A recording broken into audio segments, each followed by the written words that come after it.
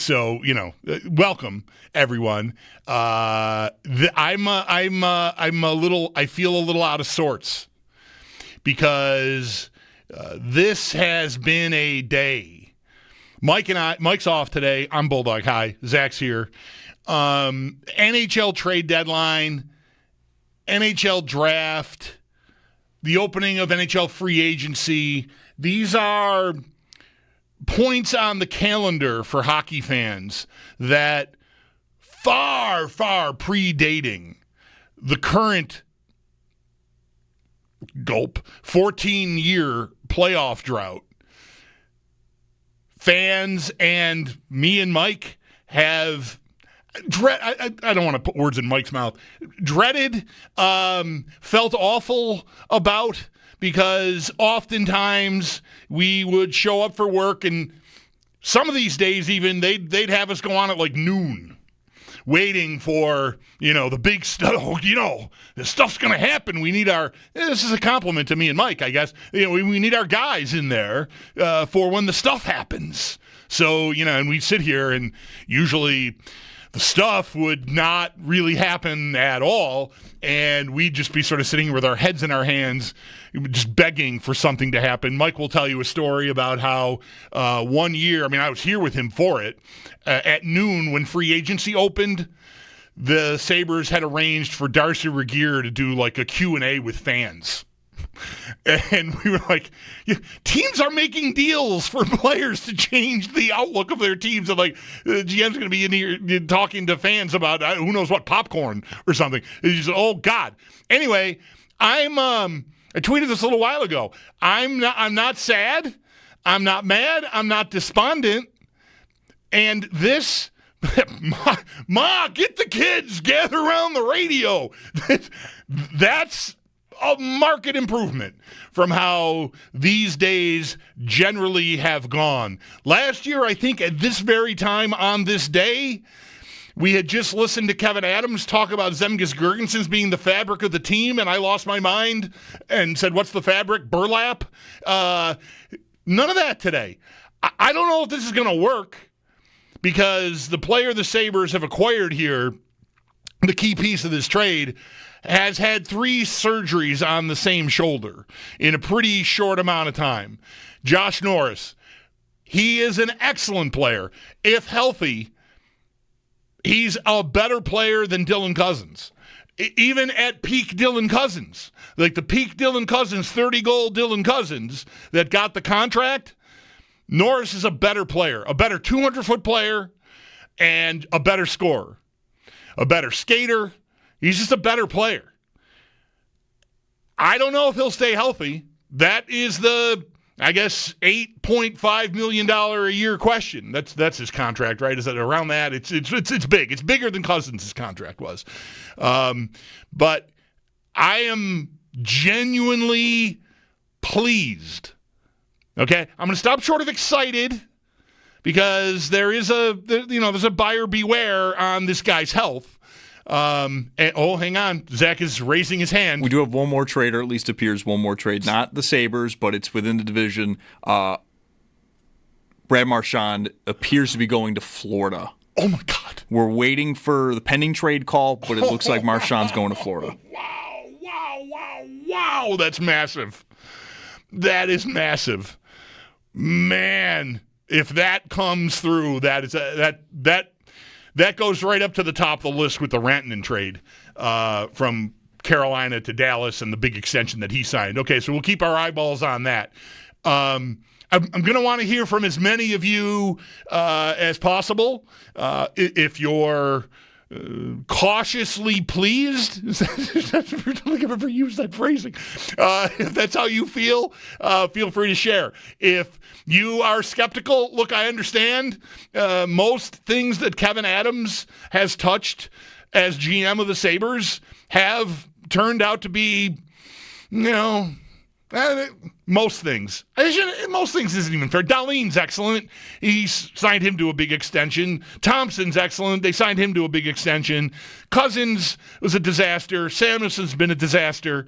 We'll see about Owen Power. I'm still optimistic about him. So it's not like he's got just a flat out awful track record making moves and awarding contracts. What we know he's got an awful track record of is putting a team on the ice that can actually qualify for the Stanley Cup playoffs, because that has not happened here through year 5 of his tenure. So skepticism is warranted. I get it. But for me, considering who they were dealing themselves, Dylan Cozens, a player who has been, I said within the last few days here, or the last week or so, there has not been a bigger mystery on this Sabres roster to me than Dylan Cozens. I have not been able to really understand, short of just saying Garnet Hathaway took away his superpower when he caved his face in early in the season before last. And look, like, circumstantially, that tracks. You know, it can be devastating emotionally and extremely humbling to get your face beat in front of 18,000 people. That was early in the season 2 years ago. I think there probably were a lot of people in the building then. So I went with 18,000 for that. Cozens has just been the biggest letdown of the bunch to me. Samuelson's on a more modest contract, and I'm not happy with him at the number he's at, but it's not as big of a problem to me as Dylan Cozens. And the fall was not as dramatic as Dylan Cozens. I mean, I think we thought, I don't know, speak for you, you tell me, 803-0550. I thought the Sabres had some combination in Dylan Cozens of a potential Patrice Bergeron type defensive player coupled with a Brendan Shanahan power forward, beat your face in guy when called upon. And none of that has happened. None of that has stayed on course. Remember he beat that guy up at the Rangers, maybe his first NHL fight? He got the drop on that guy, and it was Lindgren, I think, just hammer, this guy's going to be the captain. That. I'm not making fun of you if you thought that. I thought that. This is going to be the captain. And it just derailed completely.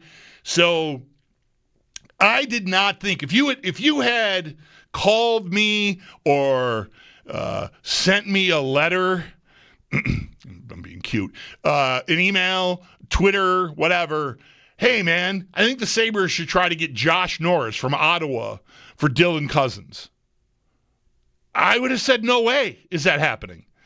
They've gone through so much with him up there, health-wise, but he's been as healthy as he's been. He missed some games earlier this year, but his career high is 66 games. He's played 50 games this year, so he's tracking, if he can stay healthy for the rest of the year, then he might achieve his career high. They've been through a lot. They're a playoff caliber team right now. I should look at the standings and make sure if they're in a spot right this second or not. They are in the final wild card spot. I would say there's no way that they're going to give up that production with this guy finally relatively healthy for a player like Dylan Cozens, or really maybe any player. So is there risk here? Yes. Is it a bet? Yes. Any trade is a bet. I mean, even trades for draft picks are bets. You get to choose the guy ultimately, but it's a long-range gamble. This is more of an immediate gamble. So on a day that is generally reserved, believe me, Mike said it on the air the other day when he didn't realize really he scheduled this day off, and on the air very organically it came out he said, oh my God, I'm leaving you on trade deadline day. These are days we don't sit in here and hold hands and light candles, but this is a fun job. It can be a really easy job. Those days are hard days because, especially now with the track the franchise has been on, you just have a very hard time getting any reaction to anything, and usually there is barely anything to react to Because the Sabres are inactive. They don't do this. They don't break up their core. They can't find someone to take their flawed player with his big contract off their hands for someone else's flawed player with the big contract, which is really what this trade is. You know, Norris's flaw is not his on-ice play. When he's on the ice, he is excellent. His flaw has been that he can't stay on the ice often enough. So, like, some part of this, I think you all know why the Sabres wanted to offload Dylan Cozens, right? You've been watching him play the last 2 years, and, you know, you can see with your own eyes, if you are a hockey fan, this ain't working. This guy is not the physicality is non-existent. The fighting, which is a part of that, oh my God, don't ever do it again. You might die. It just looks horrible. Production, bad. Special teams, bad. Like, everything he's involved in is bad. So I think you know from the Sabres' perspective why they do it. It's fair to wonder, what's Ottawa doing? And I would simply say that for them, they're willing to acquire a player. Sure, they're shooting for the stars and hoping Dylan Cozens can look like the Dylan Cozens that the Sabres signed 3 years ago. And maybe that'll work. Maybe that's a bet that worth making. I think what is the safer bet for them is that they can count on him being in the lineup more than maybe they feel they can count on Josh Norris being in the lineup. Because Norris has his track record is it's frankly horrendous as far as staying healthy. So I think what Ottawa's doing, like, I want some certainty. We're chasing a playoff spot. If we make it to the playoffs, we don't want to be on pins and needles every time Josh Norris goes into the corner. And so from their standpoint, they divest themselves of, I think, the better player. I'd say significantly better player. But availability is one of the abilities, right? Sal always used to say that about McDermott when he first got here. It's an important piece of the puzzle. And so for a team headed for the playoffs, sure, Cozens is very unlikely to me to reclaim his 30-goal status. Norris is tracking towards that again this year, but will he see it through? Can they count on him? And, you know, that is, of course, the buyer beware on the Sabres' end of this trade. You should always ask yourself, why do they want to do it? Why does this dance partner want to dance with me? You know, what is it about Josh Norris that they're scared of? That's it, to me, plainly. It's got to be that they are worried about him staying healthy. And that should be respected. I'm not just totally disregarding that. But it's a gamble. It's a bet. And I did not at all like Kevin Adams' chances of making a trade where they could get the better player. You want to put that in finger quotes because of the injury concern? That's fine. But they got the better player in this deal. The Sabres did. Cozens could rediscover his game. New scenery, we'll see. But, man, I haven't watched a lot of the shows today. I've just been kind of following along on social media what's going on. But seeing the Canadian shows, which is where you go for trade deadline stuff, I mean, it's like the NFL draft for TSN and Sportsnet and all that. And talking Cozens up about taking some of the fighting off of Brady Tkachuk's plate. Holy cow, if you watched him play the last 2 years, you don't want him to get in any more fights. I don't think. But, you know, maybe that all changes with again, new team, new scenery. We'll see for Cozens. But to pull a player as good as Norris into the boat on a Cozens trade is stunning to me. I'm stunned. Again, I can't guarantee you the kid's going to stay healthy. 3 shoulder surgeries on the same shoulder in pretty short order is, you know, that's a red flag. That's at the combine, teams would take that guy off their board. Right? Like that's what that is. So there is risk here, but we wanted the Sabres to do something We all probably were watching, well, I don't know if you're watching ESPN last night, watching the games. You're still following along. You're still engaged enough. And you hear and see Emily Kaplan last night talking about how she spoke with Kevin Adams yesterday morning before the Sabres' latest failure to hold on to a 2-goal lead in Tampa last night. At some point last night, I talked to Kevin Adams this morning, and he wants to do something big. And tell me all of you didn't roll your eyes at that. I did. Sure, good luck. Good luck was my thought with that. Oh, sure, you want to get that out to ESPN. Okay, I'll believe it when I see it. Well, we saw it. This, to me, is as good as I think you could have hoped for going into today. A part of this for me is I went to bed last night with reports, a couple of reports, that seemed to indicate that Peterka was on his way to the Rangers.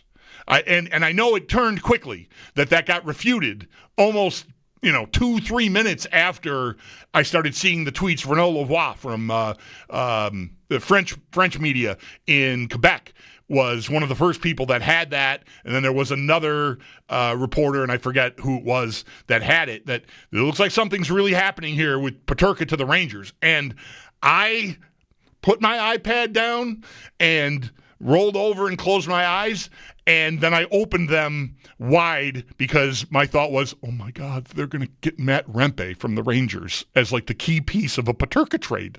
And I don't know what I'm going to do. Tomorrow at 3 o'clock, Mike's not going to be there to keep me on the rails. What now?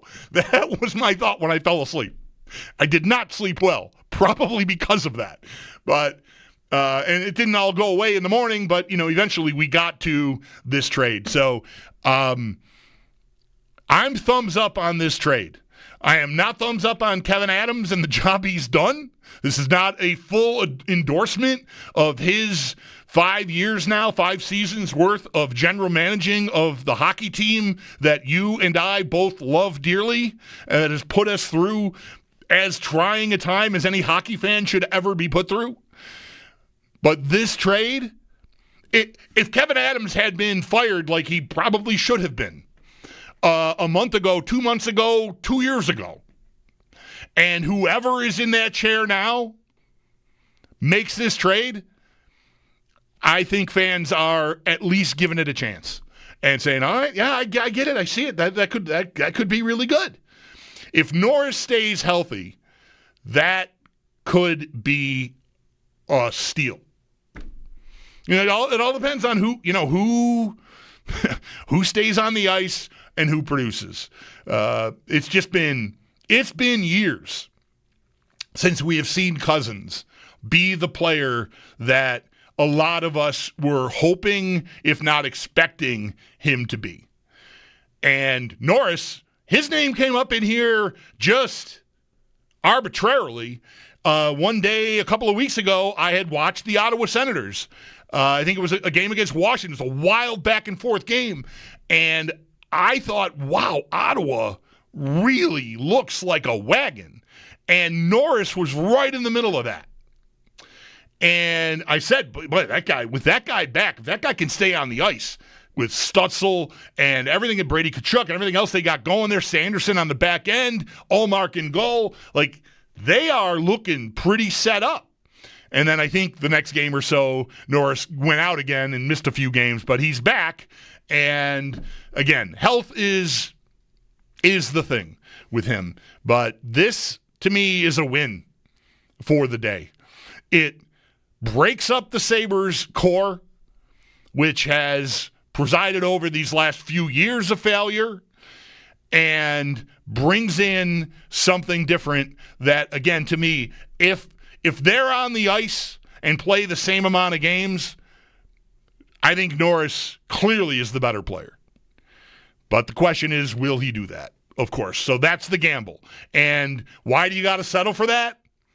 Well, because Dylan Cozens is damaged as well. He doesn't get hurt. He's healthy. He stays on the ice, but he really does not do anything well that got him paid anymore. Really, tell me what he does well. Get beat up by 15-year-old looking Kanyemi in Carolina to start a game while the Sabres are trying to robustly jumpstart their playoff lives? No, that doesn't work. What is it? It doesn't exist anymore. You got just pushed off the puck like a boy in Montreal on that shorthanded goal on Monday night. Or was that what? Yeah, that was Monday night. They kind of blend together, the disappointing losses. So at least Norris, to me, is still a player. The rest of it, second-round pick, don't care. Dennis Gilbert, okay. Nice story. Nice to see him come home. We potentially have one at the buzzer. Yoki Haru could be heading to Boston. Good. I don't even care what it's for. Thank you, though. I thought Yoki Haru was the... My fear about today was that would be the only thing that happened today. And I'm going to say, oh, well, they got a 5th-round pick. I don't know what they got for him, so I shouldn't downgrade the return immediately, but it's not going to be lofty, I wouldn't expect. And that, I felt like, was a real concern that would be the move. So, good, they sent him on his way. Fine, I'm happy with that, too. I like this move for the Sabres. It was worth doing, is maybe the best way I can put it. Again, with the injury history, I can't guarantee it's going to work. But I think it looks like they got the better player in the trade, I think, is where I would want to land on it. 803-0550 is the number. Let's squeeze Luke in here in this first segment. Hi, Luke. Thanks for calling. You're on WGR. Hey, thanks for taking my call. Just wanted to kind of get your opinion on Ryan Reeves. He's on waivers. Maybe we bring him in. He's 2 hours away. Sell some tickets. Elevate the team a little bit. What do you think? I think that's one of the worst ideas I've ever heard. Thank you for calling. 803-0550 is the number. I was also scared. I don't know when that gets known, the waiver claims. I know he was on yesterday. I'm not sure what time those guys clear. All the guys that tweet about that usually are busy monitoring trades, so maybe that'll be a little log-jammed today. When I saw his name on waivers, I just went, oh, Jesus, please no. That's how I feel. I mean, did you not maybe guess that when I made the crack about Peterka for Rempe? Yeah, no thanks. I mean, sell some tickets? Yeah, I don't know. It's not 1985. But thank you. 803-0550 is the number. I give you the number. Not sure what the lay of the land is going to be here. We got a lot of moving parts at work here. We've got people lined up that we're expecting to hear from, perhaps headlined by General Manager Kevin Adams. He's not joining me on the show, but he is in Florida on this road trip with the team, and he is going to meet with a few reporters, our Paul Hamilton being one of them, that are traveling with the team on this trip and talk about this Dylan Cozens, Josh Norris trade. But we don't know exactly what time. We thought maybe 3:30. We've thought maybe 5 o'clock, so we'll see. Then everything else is just kind of fill in around that. Paul Hamilton, of course, will be heard from. Our buddy Chad DeDominicis from Expected Buffalo, great Sabres-centric website, is going to be with me again at some point. He's been agreeable enough to sort of float here until we can really pin everything down. Again, the fulcrum of all this is, when does Adams talk? If it's right away, that would be great for us. But either way, Paul, Chad, and then we do know this, Sal will be at 6. I think the hockey stuff will be clear of all those guests by 6. And the Bills did make news today and could make more. I mean, they've got more guys to sign and more guys to cut and get cap compliant. It's a busy time of the year in the NFL. They did extend their inside linebacker, their middle linebacker, Terrell Bernard today. So we're going to want to touch base with Sal about that and see if anything else happens between now and then. So that's the lay of the land. Again, it's sort of up in the air. We'll take your calls while we can, or I will take your calls while we can in between all of that. All right?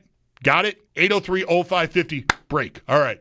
Sabres, a trade deadline day that doesn't make me want to slam my head in a door jamb. I mean, what do you know? I'm